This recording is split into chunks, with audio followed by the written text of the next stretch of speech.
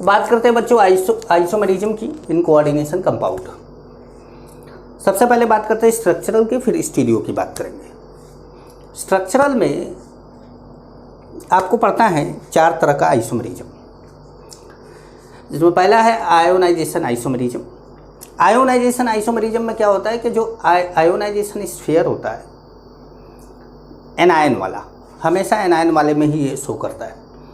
Anion वाला अंदर चला जाए और अंदर से एक एनायन बाहर चला आए। जैसे ये एनायन अंदर गया, क्या हो गया? लिगेंड, और ये लिगेंड बाहर गया, क्या हो गया? एनायन। तो ऐसे केस में ये दोनों कंपाउंड एक दूसरे के आयोनाइजेशन आइसोमर हैं। यहाँ देखिए Br2 अंदर गया और Cl2 बाहर आ गया, तो ये भी क्या हुआ? आयोनाइजेशन आइसोमेरिज्म एराइज हुआ यहाँ पे। दूसरा होता है हाइड्रेट और सॉल्वेट आइसोमेरिज्म, ये भी बिल्कुल ऐसा ही है। बस इसमें क्या होता है कि जैसे ये Br अंदर जा रहा है तो SO4 बाहर आ रहा है, इसमें SO4 बाहर ना आके या कोई लिगेंड बाहर ना आके वाटर बाहर आता है। जैसे एक Cl अंदर गया तो एक वाटर बाहर,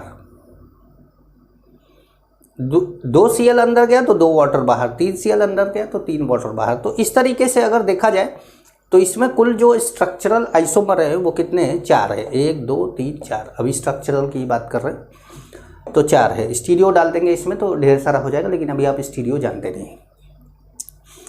कोऑर्डिनेशन आइसोमेरिज्म ऐसे कंपाउंड में होता है जिसमें कैटायन एनायन दोनों कॉम्प्लेक्स हों। तो जैसे ये क्या है? कैटायन है, ये क्या है? एनायन है, दोनों क्या है? कॉम्प्लेक्स है, दोनों कोऑर्डिनेट स्फीयर है। अब इसमें क्या हो? लिगेंड का एक्सचेंज हो जाए, लिगेंड का क्या हो? एक्सचेंज हो जाए। अमोनिया वाला लिगेंड क्रोमियम के साथ चला जाए और CN वाला लिगेंड कोबाल्ट के साथ चला जाए, ऐसे। तो ऐसे जो कंपाउंड बनते हैं वो दोनों कंपाउंड को आपस में क्या एक दूसरे को बोला जाता है? Coordination isomer. चौथे टाइप का है हमारा लिंकेज आइसोमेरिज्म। लिंकेज आइसोमेरिज्म को पहचानना बहुत आसान है। अगर आप एम्बीडेंटेड लिगेंड जानते हैं तो समझ जाइए कि आप लिंकेज आइसोमेरिज्म पहचान लेंगे कि ये कंपाउंड लिंकेज आइसोमेरिज्म शो करेगा। ठीक है, जैसे कि क्या हुआ कि arise in those complex which have एम्बीडेंटेड ligand. मैंने कुछ एम्बीडेंटेड लिगेंड यहाँ लिखे हैं, मैंने आपको वैसे भी बता रखा है एम्बीडेंटेड लिगेंड क्या होता है। अब यहाँ मैंने एक क्वेश्चन पूछा है कि find total number of structural isomers in K4FeCN6। अब देखिए 6 लिगेंड है, ठीक है। एनायन कोई है नहीं उस तरफ तो ये शो नहीं करेगा, वाटर अंदर है नहीं तो ये शो नहीं करेगा, 2 कॉम्प्लेक्स है नहीं तो ये शो नहीं करेगा। तो बचा क्या? लिंकेज। अब लिंकेज ये शो करेगा कि नहीं? तो देखिए CN- है वहां पर, इसका मतलब लिंकेज ये शो करेगा। तो अगर लिंकेज शो करेगा तो आप ध्यान रखिएगा कि जितना लिंकेज, अगर एक ही टाइप का आपको लिगेंड मिलता है, एक ही टाइप का, सब CN- है, सब NO2 है, या सब SCN है, या सब OCN है, सब एक ही टाइप का है, तो जितना लिगेंड हो उसमें +1 कर दो। मतलब total linkage isomers is equal to होगा 6 + 1 कितना हो जाएगा? 7। 6 + 1 क्या हो जाएगा? 7। अब जैसे आपको लगे कि सर 7 कैसे, हमको समझा दीजिए। तो देखिए हम ले लेते हैं K4FeCN6, पहला कंपाउंड तो हमारा यही है। दूसरा K4FeCN5NC, मतलब एक CN को हमने NC बना दिया।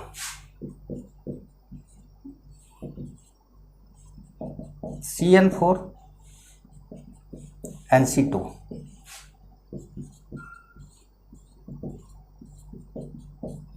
CN3 NC3, K4FeCN2 ले लिया, NC4 ले लिया, K4FeCN1 ले लिया और NC5 ले लिया, और लास्ट में हमारा K4FeNC हमने क्या ले लिया? 6 ले लिया। तो इस तरीके से देखिए तो आपको नंबर ऑफ स्ट्रक्चरल आइसोमर, भाई स्ट्रक्चरल में केवल लिंकेज ही शो कर रहा है तो चाहे स्ट्रक्चरल पूछ लीजिए चाहे लिंकेज पूछ लीजिए। 1 2 3 4 5 6 7 7 आइसोमर आपका मिलेगा। हाँ, इसके अंदर आप स्टीरियो घुसा देते हैं तो नंबर बढ़ जाएगा। स्टीरियो घुसा देते तो इसका आंसर 10 आता है, लेकिन अभी आप स्टीरियो जानते नहीं हैं इसलिए मैं इस पर बात नहीं कर रहा हूँ। चलिए तो स्टीरियो को जानते हैं पहले।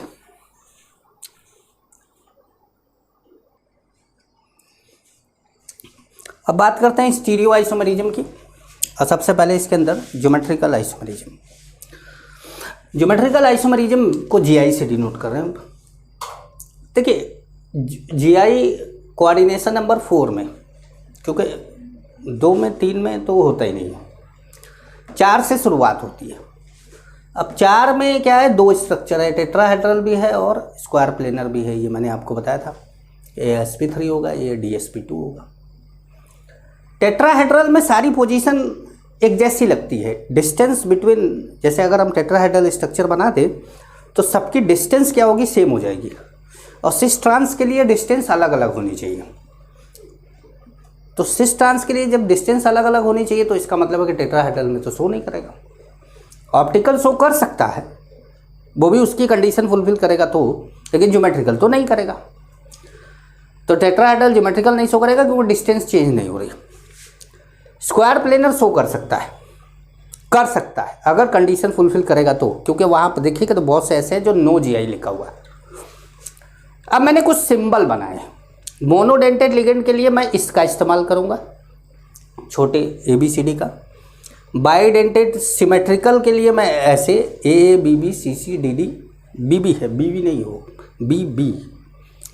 बाइडेंटेड अनसिमेट्रिकल लिगेंड के लिए AB, AC, BC और CD, इस तरह का कुछ दो अक्षर लेकर। बाइडेंटेड लिगेंड हमेशा ही 90 डिग्री पर जुड़ता है, कभी भी 180 पर नहीं जुड़ सकते। जैसे मान लीजिए एक बाइडेंटेड लिगेंड जुड़ रहा है तो ऐसे जोड़ना पड़ेगा, या ऐसे ऐसे ऐसे आमने सामने दो, एक पॉइंट उसका इधर और एक पॉइंट इधर नहीं जोड़ सकते आप। मतलब उसको आप ऐसे तो कर सकते हैं लेकिन ऐसे नहीं कर सकते, ये ध्यान रखें। सिस क्या होता है, सिमिलर लिगेंड ऑन एज। भाई ये एज है, एज है, एज है, एज है, तो एज पर सिमिलर लिगेंड आ जाए तो सिस है। या तो 90 डिग्री का एंगल हो इनके बीच में, जैसे इसके बीच में कितना एंगल है, 90 डिग्री का सिमिलर लिगेंड है, इसके बीच में एंगल कितना है, 90 डिग्री का, एज पर है। अच्छा, ट्रांस क्या होता है, सिमिलर लिगेंड ऑन डायगोनल। देखिए डायगोनल पे है, ये डायगोनल पे है, या 180 डिग्री। इन दोनों के बीच में अगर एंगल देखा जाए तो कितना है, 180 डिग्री का। तो 180 डिग्री हो या डायगोनल हो, तो दोनों में से जो आप चेक कर ले, जो आपको सुविधा लगे, तो वो ट्रांस हो जाएगा। ये अच्छा, ये कंपाउंड की अपनी खासियत है, इसका नाम है सिस्प्लेटिन। ये एंटी कैंसरस ड्रग है, मतलब एंटी ट्यूमरस ड्रग या एंटी कैंसरस ड्रग के बारे में बोला जाता है आप लोग को। Possible complex for square planar structure. अब इतने पॉसिबल स्ट्रक्चर, इतने स्क्वायर प्लेनर स्ट्रक्चर के इतने पॉसिबल कॉम्प्लेक्स हैं जिसमें जैसे ये चारों लिगेंड सेम हो जाएगा तो जीआई नहीं होगा, 3 होगा तो जीआई नहीं होगा। तो अब आप देख लीजिए कि कहाँ जीआई होगा कहाँ नहीं होगा, इसको नोट करना पड़ेगा आपको। पूरा नोट करके आप देखेंगे कि जीआई होगा कि नहीं होगा। जैसे मैं आपको ये एक थोड़ा सा अलग लग रहा है 3 जीआई वाला, ये मैं समझा देता हूँ, बाकी तो सब सिस्टांस बनाते हैं, ये एक समझा देता हूँ। तो देखिए मान लीजिए कि आपके पास M है,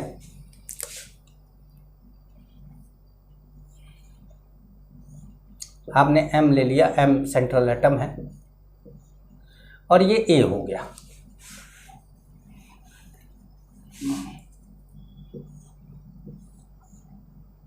तरीका बता रहा हूं कैसे करा जाता है। ये भी A हो गया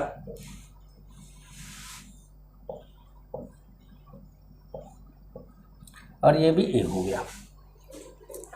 अब A के सामने आप एक बार B लाइए, एक बार C लाइए, एक बार D लाइए, ये 3 बन गए।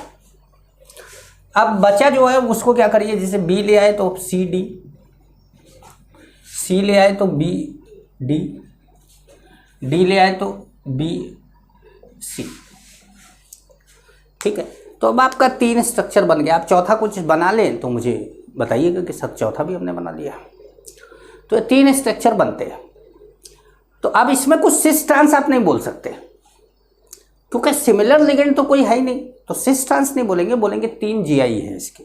ऐसा नहीं कि ज्योमेट्रिकल आइसोमर हमेशा सिस या तो ट्रांस में से कोई एक होगा, वो तो ऑप्टिकल में मैं आपको बता चुका हूँ, सॉरी ऑर्गेनिक में मैं आपको बता चुका हूँ। तो ये ध्यान रखेंगे आप, ठीक है, कहाँ जीआई है कहाँ नहीं है इस बात को आप नोट कर लेंगे, ठीक। अब बात करते हैं ऑक्टाहेड्रल कॉम्प्लेक्स की।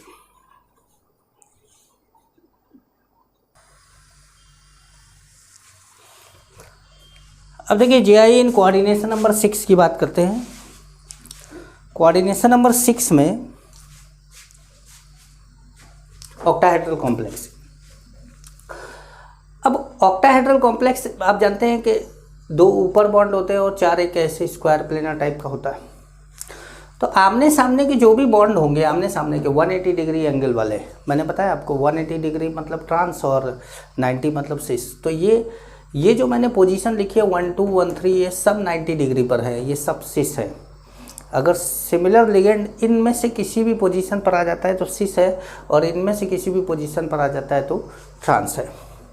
Possible complex in octahedral structure, ये ढेर सारे कॉम्प्लेक्स स्ट्रक्चर, आखिर मैंने 15-16 बनाए पर 15-16 ही नहीं है, ये बहुत हैं।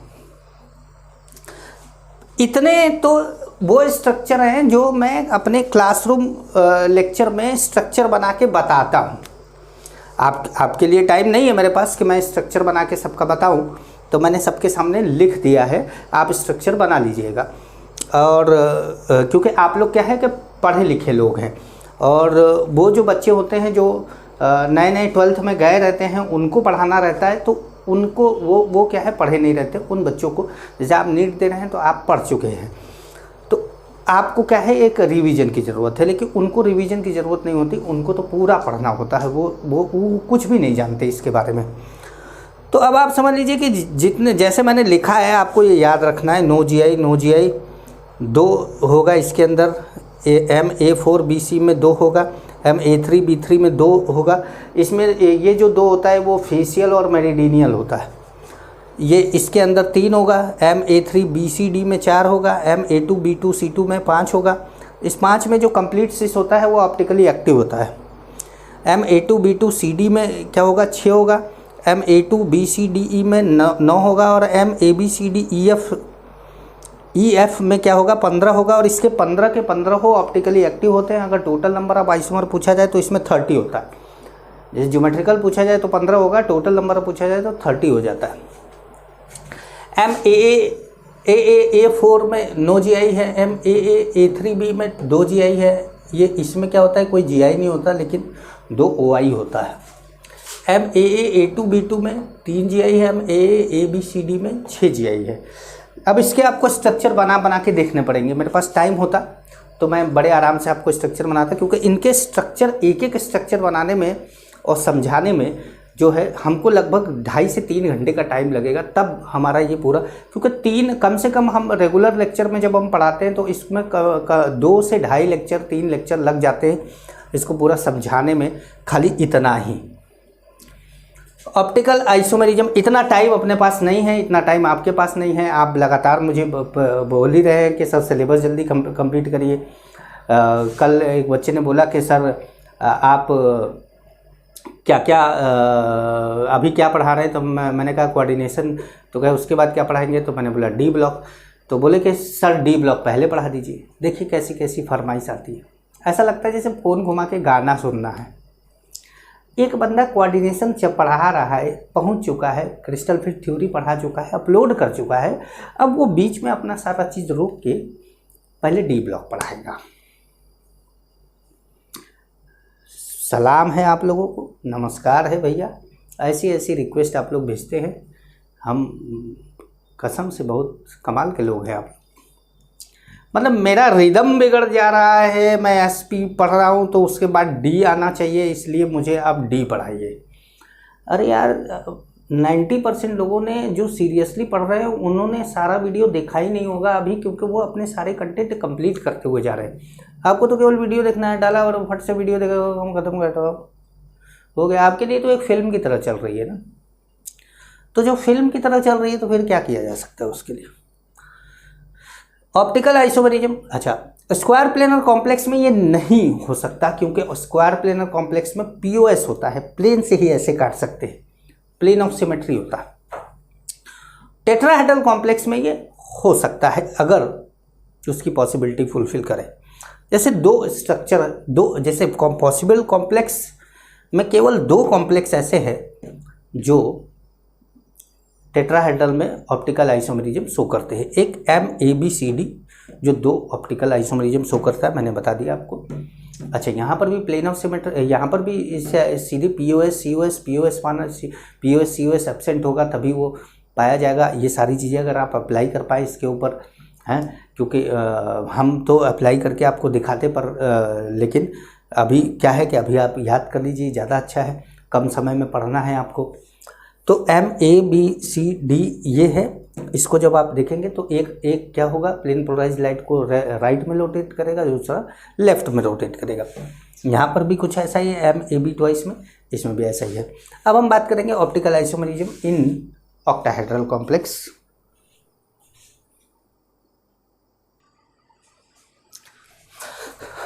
अब बात करते हैं optical isomerism in octahedral complex. Octahedral complex में मैंने 7 कॉम्प्लेक्स बनाए हैं, पॉसिबल तो बहुत ढेर सारे हैं, 7 बनाए हैं जिनमें ऑप्टिकल आइसोमेरिज्म के क्वेश्चन पूछे जाते हैं। MA2 B2 C2, इसमें 5 GI होता है। इस 5 GI में से एक GI जो कंप्लीट सिस होता है वो ऑप्टिकल आइसोमेरिज्म शो करता है। इसमें 15 GI होता है, सारे ऑप्टिकल आइसोमेरिज्म शो करते हैं, तो टोटल कितना हो गया, 30 हो गया। इसमें 5 में से एक शो करता है तो टोटल कितना हो गया, 6 हो गया। ये केवल 2 OI शो करता है, GI नहीं शो करता। MAA twice A2 2 GI show करता है। इस 2 GI में से जो सिस वाला है वो ऑप्टिकली एक्टिव है। हमेशा ध्यान रखिएगा, कभी भी कोई GI भी शो कर रहा है, OI भी शो कर रहा है, तो जो GI शो कर रहा है उसका सिस वाला ही ऑप्टिकली एक्टिव हो सकता है, ट्रांस वाला नहीं होता, क्योंकि ट्रांस में POS पाया जाता है। पर एक एक्सेप्शन है, MAB थ्राइस, इसका सिस ट्रांस दोनों ऑप्टिकली एक्टिव होता है, बाकी किसी में ऐसा नहीं है। सब में सिस ही ऑप्टिकली एक्टिव होगा, ट्रांस नहीं होगा। तो इसमें out of 2 GI cis is optically active, तो टोटल आइसोमर कितने हो गए, 3 हो गए, 2 और 1 वो जुड़ गया 3। इसमें out of 2 GI cis is optically active, इसमें भी क्या हो गया, 2 और 1 ऑप्टिकल वाला आया तो 3 हो गया। Out of 3 GI complete cis is optically active, तो टोटल कितना हो गया, 4 हो गया।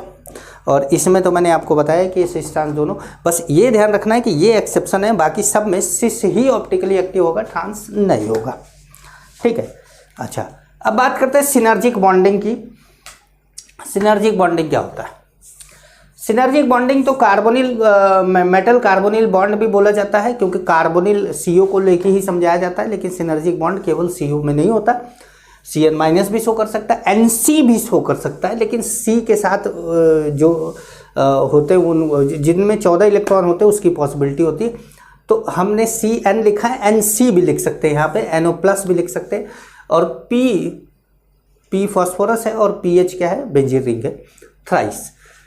Form sigma and pi bond both with metal. Sigma and pi bond दोनों बनाते हैं, पहले सिग्मा बनता है फिर उस इफेक्ट से पाई बनता है।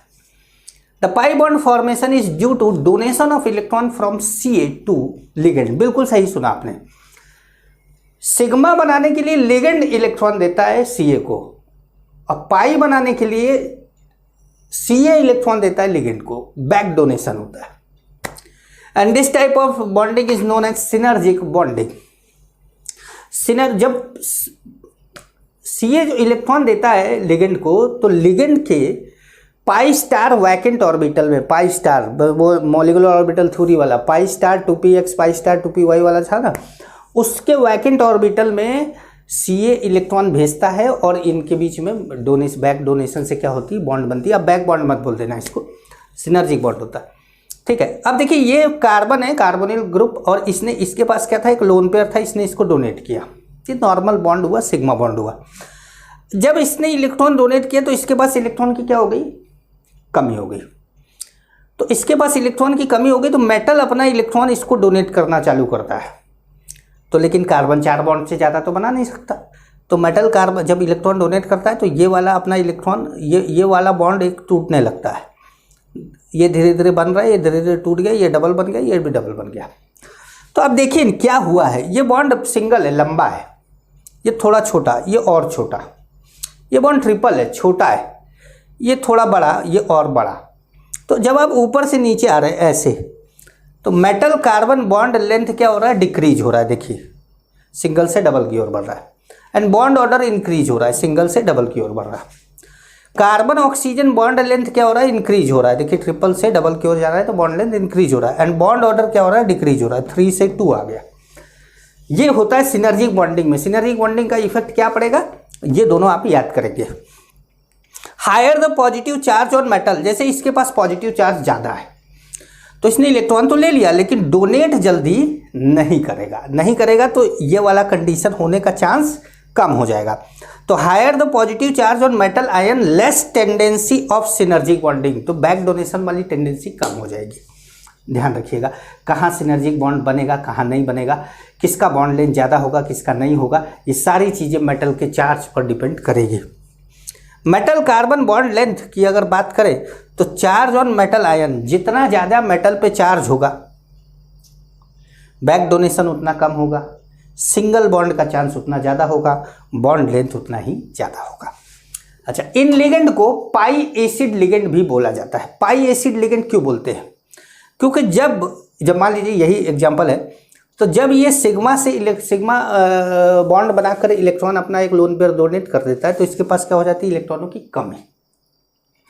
जब इसके पास इलेक्ट्रॉनों की कमी हो जाती है तो ये डोनेट करता है। तो जब ये डोनेट करता है तो ये क्या हो गया, बेस हो गया, क्योंकि डोनेट कर रहा है, और ये ले रहा है तो ये क्या हो गया, एसिड हो गया।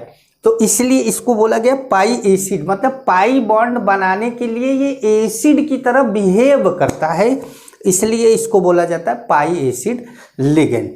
अब आप लोगों को एनसीईआरटी में से बायोलॉजिकल रोल खुद पढ़ लेना है। उसमें कुछ ड्रग्स के बारे में बताया गया है कि ये कुछ वाटर ट्रीटमेंट के बारे में बताया गया है, एडिटा के बारे में।